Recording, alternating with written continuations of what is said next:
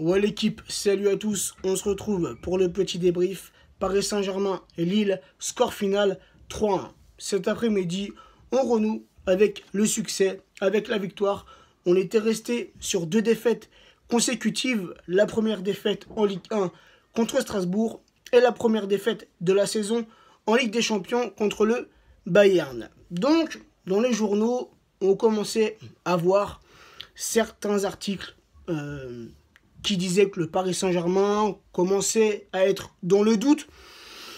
Mais bon, on a fait montrer cet après-midi, voilà, quand nos joueurs sont concentrés, quand nos joueurs sont impliqués, on gagne. Voilà, certes, vers la fin du match, il y a eu un peu de relâchement de la part des Parisiens. On se prend un but bête sur une mauvaise relance de Marquinhos.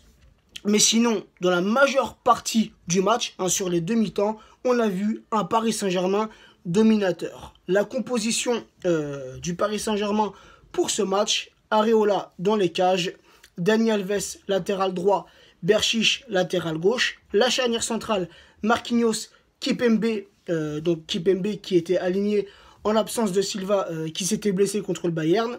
Le milieu de terrain, Rabiot en sentinelle, Verratti milieu droit, Pastore milieu gauche. Et l'attaque, Cavani en pointe, Mbappé sur l'aile droite et Di Maria sur l'aile gauche en l'absence de Neymar qui était suspendu. Donc, le premier but sur une passe décisive de Mbappé, une reprise de la tête de Di Maria. Donc Di Maria, voilà, qui met son petit but cet après-midi. Et Di Maria qui a fait un bon match. Voilà, il n'a pas été excellent, il a quand même eu quelques gâchis. Mais par rapport au match contre Strasbourg, il a fait un bon match. Voilà, ce soir, cet après-midi, on va dire qu'il a été à la hauteur.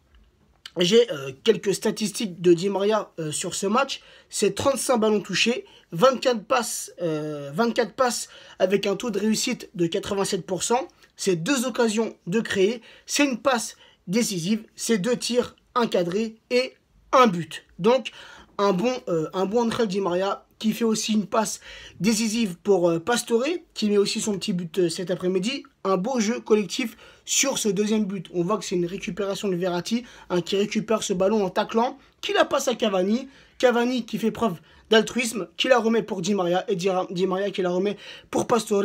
2-0 pour le Paris Saint-Germain. Donc comme je l'ai dit, on se prend un but un peu bête vers la fin du match, donc avec une mauvaise passe de Marquinhos, un peu de cafouillage dans la défense, El Ghazi qui réduit le score à 2-1 pour le Paris Saint-Germain, et Mbappé, voilà, sur la fin du match, qui nous tape une accélération, voilà, sur un corner où le gardien lillois était monté.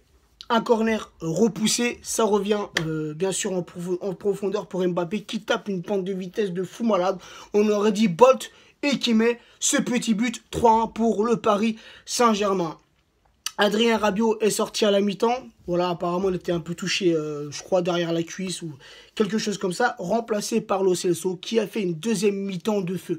Un très bon Lo Celso. On voit Lo Celso qui au fil des matchs, bon, hormis contre le Bayern où il était rentré à la 90e minute, voilà, un changement tout con. Mais on voit que Emery, au fil des matchs, surtout voilà, en Ligue 1, lui laisse un peu plus, le laisse un peu plus sur le terrain. Ça veut dire qu'il le fait rentrer à chaque fois un peu plus tôt. Et ça, c'est parfait pour que Lo Celso prenne ses marques dans ce milieu de terrain. Ensuite, il y a eu la rentrée de Draxler et la rentrée en fin de match de Nkunku. Par contre, moi, il y a une chose que j'arrive pas à comprendre, voilà, de la part de Unai Emery, c'est concernant Alves. Bon, aujourd'hui, Alves, il a fait un match potable, on va dire. Voilà, il avait été totalement inexistant contre le Bayern. Cet après-midi, ça va. Voilà, Alves, il a fait un match correct. Voilà, mais on a Meunier. Voilà, Thomas Meunier, qui est arrivé l'année dernière, qui était déjà la doublure de Serge Aurier, mais qui petit à petit avait commencé à prendre la place de Serge Aurier. Un Meunier qui l'an passé, voilà, il arrivait au Paris Saint-Germain, peu d'entre nous le connaissaient. Mais il a fait une très bonne saison, un très bon Meunier, tout le monde était satisfait. Là, cette saison, certes, Alves, c'est un grand défenseur. Ça, on va pas dire le contraire. Mais voilà, Alves, il est âgé. Tu peux pas te permettre d'aligner Alves à chaque match. Là, ça fait déjà 3 matchs que Dani Alves, il est titulaire. Contre Strasbourg, contre le Bayern, et encore cet après-midi. Voilà, faut faire tourner, faut faire le turnover. Alves, faut le laisser un petit peu de côté, faut le laisser un peu souffler et mettre Thomas Meunier. Ne faisons pas la bêtise de laisser Meunier sur le banc pour que, voilà, au mercato de cet hiver ou l'année prochaine, il se casse. Non, Thomas Meunier, c'est un très bon défenseur qui nous apporte aussi bien défensivement qu'offensivement. Donc voilà, Thomas Meunier, c'est un joueur qu'il faut absolument mettre en confiance et absolument garder au Paris Saint-Germain. Donc, revenons sur ce match.